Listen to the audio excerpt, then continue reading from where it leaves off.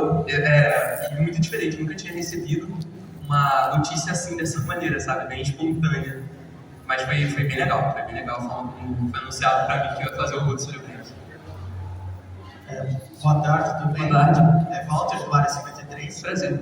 A minha pergunta é a seguinte: existe algum personagem ainda que você gostaria de fazer, de algum anime, e ainda está esperando a oportunidade? Boa pergunta, porque cada vez mais que eu tô acompanhando anime, eu fico mudando um pouquinho da minha opinião e da minha resposta a respeito disso. A respeito de anime em si, eu acredito que tem muito anime aí que eu principalmente não tem dublagem ainda, que eu acho que ia ser muito legal, que eu creio que daria pra encaixar em algum personagem que é Digimon. Aí tá sendo uma temporada nova chamada Digimon Beat Day, que ele sabe, né? Aquele cara já sabe já. E tem um dos Digimon chamado Devimon, que é um dos principais, que ele tem uma vozinha bem característica, bem anasalada, fofinha, roquinha. E eu tô acostumado a fazer uma vozinha um pouquinho assim infantil, né? Já fiz vários personagens relacionados um pouco dessa área. Então acredito que, eu acho que qualquer Digimon, ou qualquer treinador, né? Qualquer personagem humano de Digimon seria um prazer enorme fazer. E eu acho que de produção no geral, sabe? De filme série, um filme, uma produção que eu creio que ia ser muito legal. Caso o personagem fale no filme, é o filme do Zelda, né? Se o Link, caso falar, ia ser uma boa experiência poder participar e fazer a dublagem desse personagem. Ia ser muito legal. Oi, boa tarde. Boa tarde. O Marcos aqui, junto com o Anderson Richa da Anime Retro Game SP. Cara, você influenciou um dos filmes que eu mais gosto, que é aquele Diário de um Banana, não é? Cara, é muito da hora. Eu tô assistindo direto, tipo na sessão da tarde. E como que foi dublar esse aí, essa parte desse filme? Então, cara, o Diário de um Banana, se eu não me engano, foi o primeiro grande trabalho, assim, realmente, que quebrou um pouco a bolha, né? Foi o primeiro, assim, que realmente falei, caraca, eu acho que agora eu tô me dando conta de que eu vou começar a me tornar um dublador mesmo, sabe? Tipo, fazer produções maiores. É ali que eu comecei a sentir que a minha carreira estava engatando, né? E aí, se eu não me engano, foi em 2021. Eu ainda tinha o quê? 14, 15 anos quando eu comecei a fazer o teste pro Diário do Banana. E é muito engraçado que o teste também chegou muito repentino, né? Eu tava numa viagem, viajando, e eles mandaram assim: nossa, quando chegar em casa, você pode vir fazer um teste remotamente, porque naquela época era pandemia. E na pandemia, a gente gravava as produções remotamente, né? A gente montava um estúdio dentro de casa, na medida do possível, né? Cada vez mais a gente evoluía, mas a gente fazia com o que a gente tinha, né? Na medida do possível na pandemia.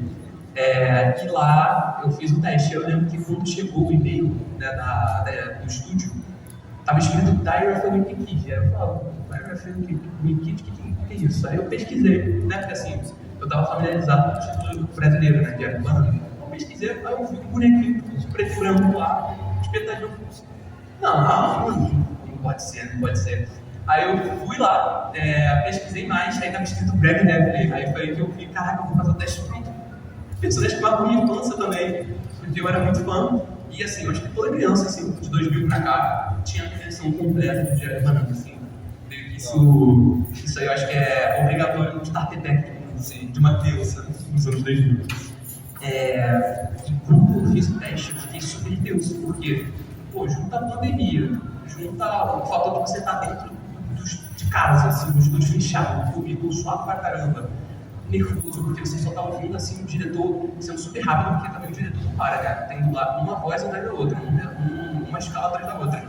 Então, tipo, você fica tenso pra você fazer um bom trabalho e também você não tirar o tempo do diretor de dublagem, né?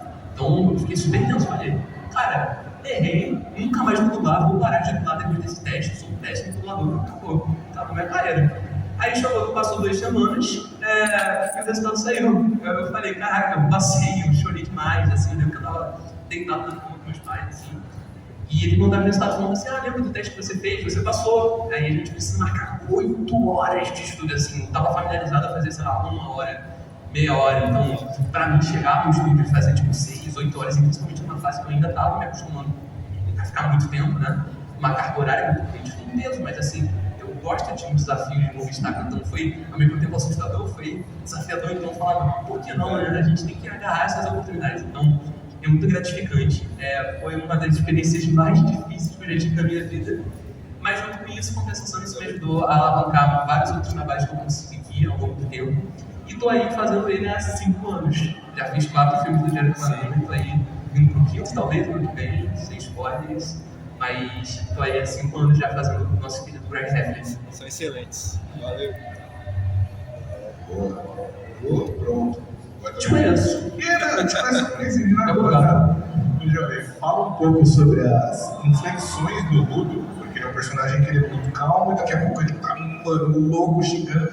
E o fato de você poder falar palavrões, né, dentro da... É um tópico bem, não é polêmico, mas eu digo assim, bem recorrente quando o pessoal fala sobre a dublagem de Gatiapta, né? O trabalho que a gente teve, eu e o Rodrigo Antas, quem não sabe, é o diretor de dublagem de Gatiapta. A gente teve um trabalho muito bom, ele foi super tranquilo comigo, pelo fato de que, como era um personagem que eu não estava familiarizado também, era um trabalho mais complexo pelo fato de que ele tinha muitas camadas. Ele teve toda a paciência do mundo para explicar mais assim, sobre o personagem, quando eu tinha que repetir, fazer uma entonação diferente, uma interpretação diferente.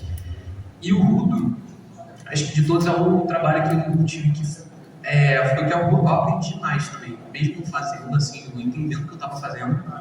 Eu senti que ali que peguei maturidade e conseguia enxergar formas diferentes de interpretar. Porque o Rudo, ele é 880, tem momentos que ele é super fechado na dele, mas tem outros momentos que ele explode e ele não para de gritar, ele vira o Maestro 2.0, entendeu? Ele não para de gritar. Então, quando a gente chegou para trabalhar e pensar, né, sobre como era o personagem, a gente tentou trazer muito essa profundidade assim, da gente ter uma troca maneira para conseguir ter um desempenho legal na hora de dublar. E a gente não tinha problema de repetir várias vezes até chegar no ponto perfeito. O Rodrigo é um cara bem paciente a respeito disso e aquilo, né? É um personagem que eu não estava familiarizado. Então, às vezes eu marcava 4 horas para dublar um episódio, aí com o tempo, a cada episódio que eu dublava, que eram levas, né? Inicialmente, quando a dublagem era simultânea, a gente dublava 4 episódios de uma vez. Então, tipo, do episódio 1 ao 4 a gente gravou um dia só. Foi bem puxado. Aí fiquei sem voz também, nós já tivemos de se esperar. Mas aí depois era basicamente um episódio por semana. Então, por isso, eu comecei a me acostumar com o personagem. Né? Tipo, eu tava vivendo uma rotina com ele junto, entendeu? Durante o ano passado. Então, acabou que eu fui me acostumando com a interpretação, com o jeito dele. Então, foi mais fácil. Os horários caíram. Então, por exemplo, ia de 4 horas, aí depois mudava para 1, depois 30 minutos, entendeu? Então, é assim, sabe? No início é mais complexo você entender o personagem, principalmente o personagem que você vai carregar assim, por um bom tempo, né? Já está anunciado a segunda temporada. Então, foi um trabalho que a gente teve que foi feito com paciência e depois, quando a gente se acostumou, foi só, tipo, chutar a bola e foi gol, entendeu? Foi muito bom. Qual que era a outra parte que você comentou também? Sobre os pobres, isso. Então, eu fiquei até impressionado, porque a Crunchyroll não tem muita tendência de tipo, explorar muita questão do palavrão. Assim, questão de gíria, de brincadeirinha, é bem comum nas dublagens da Crunchyroll de anime.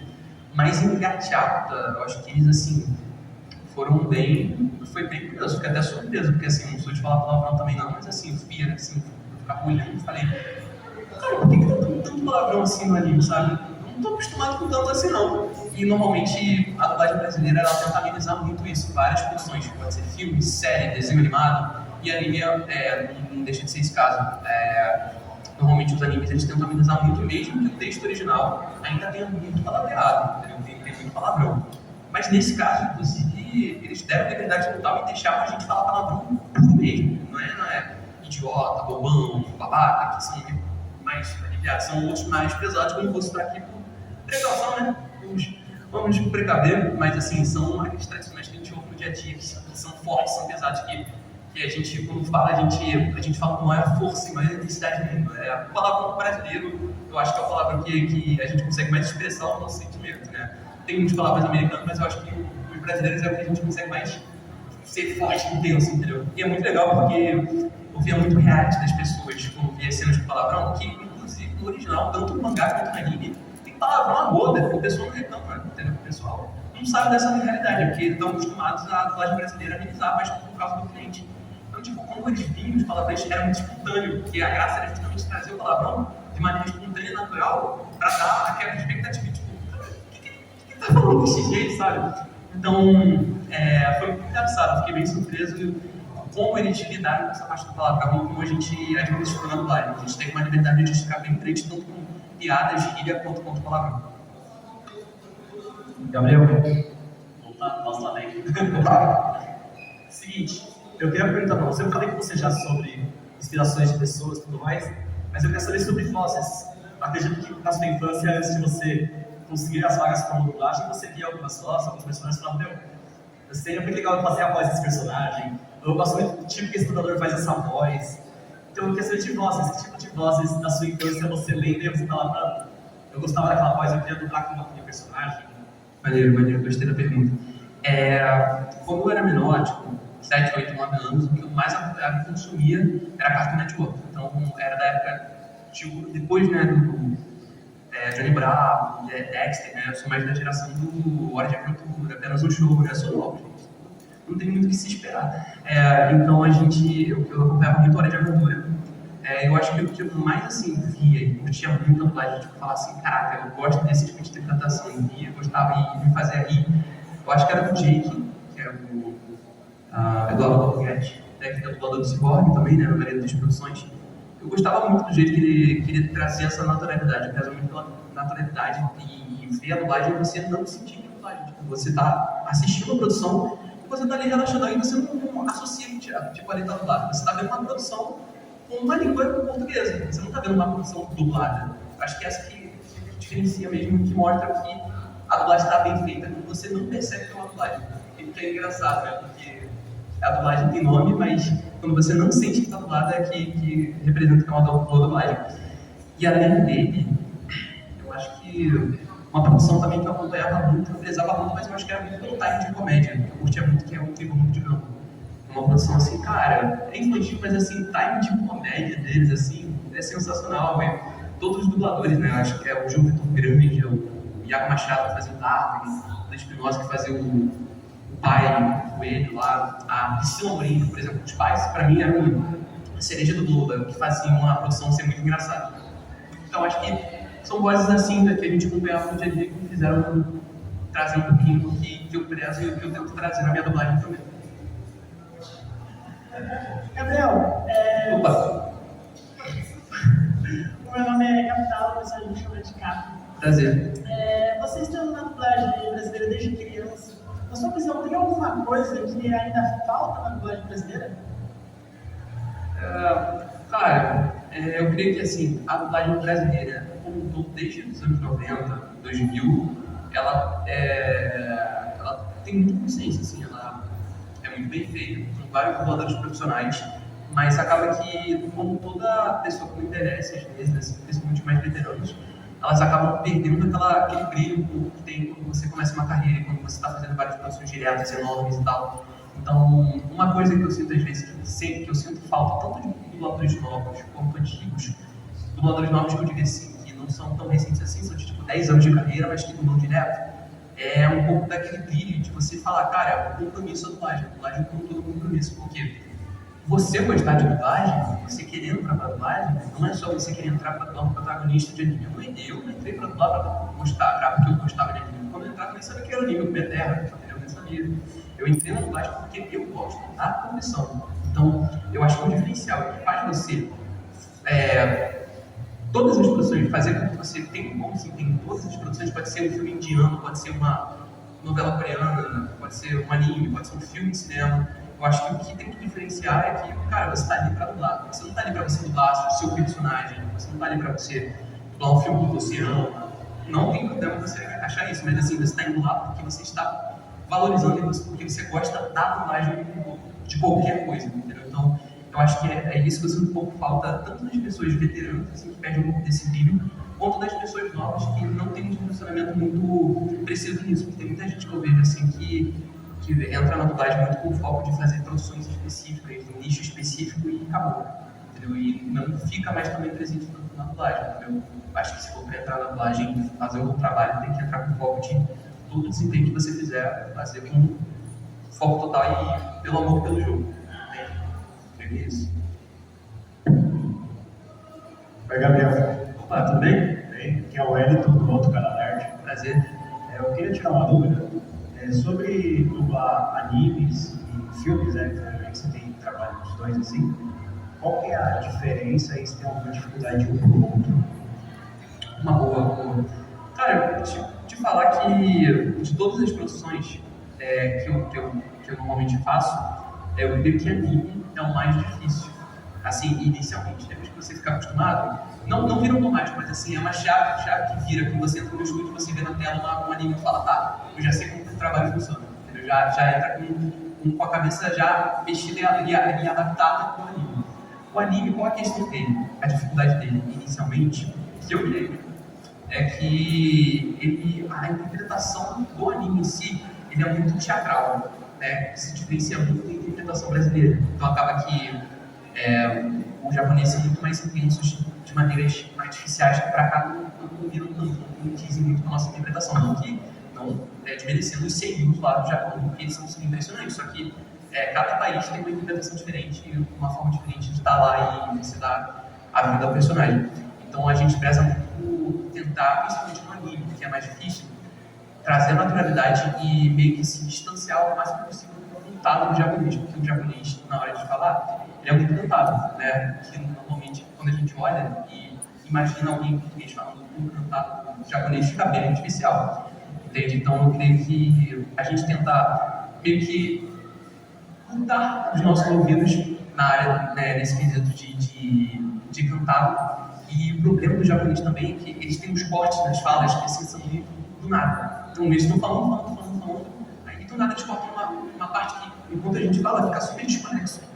E não funciona, parece que alguém tem um soco na gente para fechar a nossa boca do nada, entendeu? Então a gente tem que sempre, na medida do possível, o japonês é mais difícil mesmo é deixar natural, porque é tanta um obstáculozinho, um empecilhozinho, que se você não prestar atenção nos detalhes, fica artificial. Então a gente tenta sempre prestar atenção no máximo. Acho que o japonês, as produções japonesas, eu acho que a gente tem que mais prestar atenção, porque sempre está um pouquinho que está faltando, ou normalmente uma produção mais genérica, ou menos produzida, a boca está mexendo com o áudio já acabou. Então a gente tem que sempre estar ligado, não pode ficar no piloto automático na hora de levar um anime.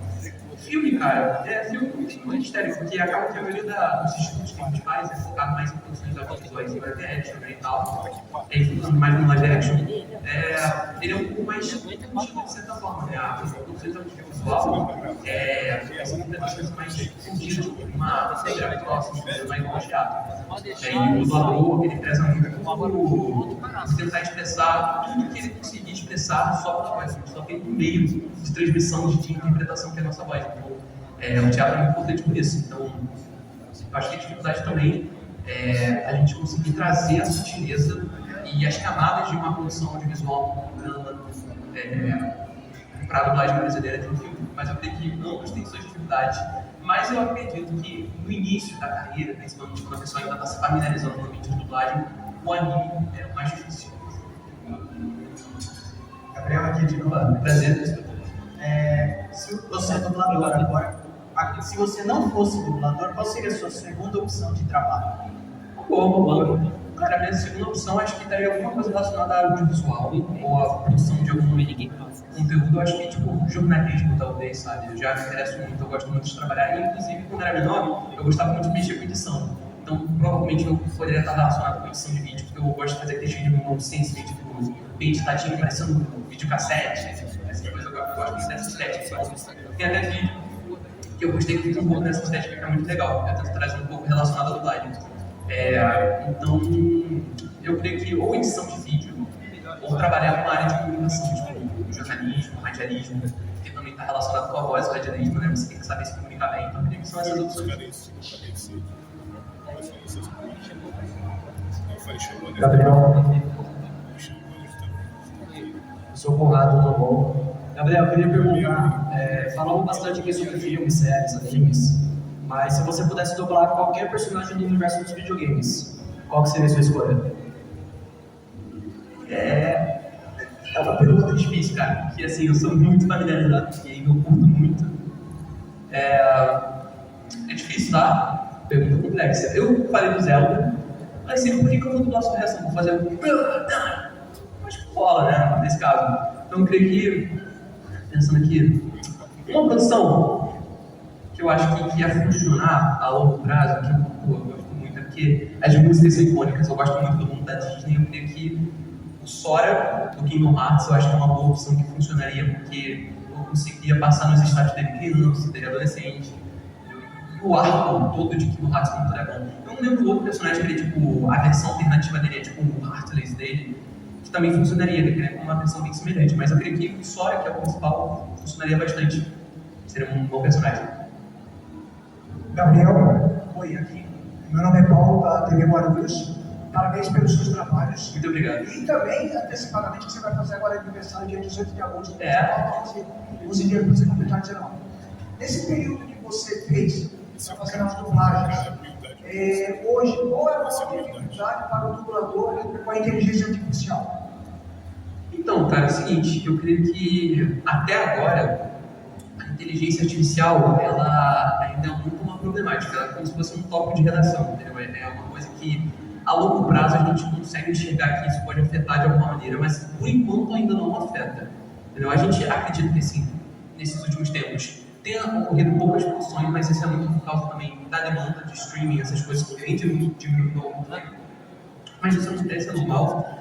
Mas a respeito disso, cara, tem muitos dubladores que trabalham muito com essa pauta, tentam trazer isso como projetos de intervenção, chegar no governo de alguma maneira, criar uma lei a respeito disso, porque eu acho que isso é muito importante, não só para a dublagem, mas assim, com vários outros trabalhos que são essenciais, tanto para ter carburado, ter empregos, mas também a respeito da necessidade, porque assim, a IA, ela existe, ela pode ser funcional para algumas coisas, mas ela não substitui de forma alguma. Ela nunca vai conseguir fazer da mesma maneira uma interpretação natural de um ser humano, quando ele grita, quando ele rasga a voz com aquela intensidade, tal qual com o editor de vídeo que tem a sensibilidade de time de comédia para separar o momento certo para rir, que faz a diferença como um todo, entendeu? Então, eu creio que a inteligência artificial está sendo funcional, mas a gente tem que ter consciência que, ao longo prazo, eu acho que não vai substituir. Eu acho que, algum momento, futuramente, ela pode se tornar uma ferramenta. Eu acho que a IA, ela foi feita, o trabalho dela é ser uma ferramenta para várias outras coisas, mas, assim, não se substituir ao todo a questão, nesse caso, da dublagem.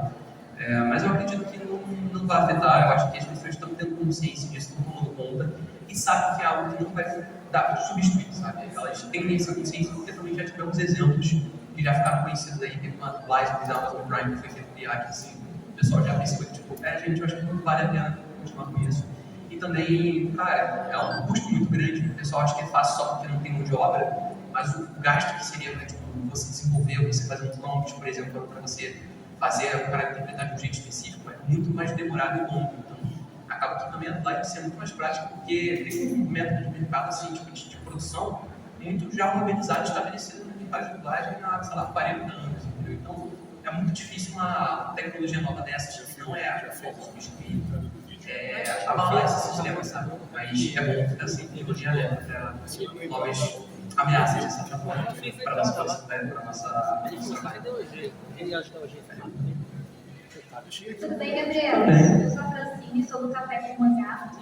Agora uma pergunta um pouquinho mais pessoal. Em algum momento da sua vida, você teve em algum lugar, alguém te parou e falou: conheço essa voz de algum lugar, eu já ouvi de algum lugar, e não sabia de onde exatamente, mas já te pararam no momento? É muito bom, porque assim, eu vou ser sincero, eu tenho vergonha às vezes de comentar aqui que eu sou dublador e tal, e eu não tenho que fazer, sabe, assim, conversa no dia a dia e tal, o pessoal pergunta assim, nossa, você tem dicção boa e tal, eu ia dar bom dublador, não, mas não. Aí eu brinco assim na minha cabeça e falo, ela nem sabe, não entendi.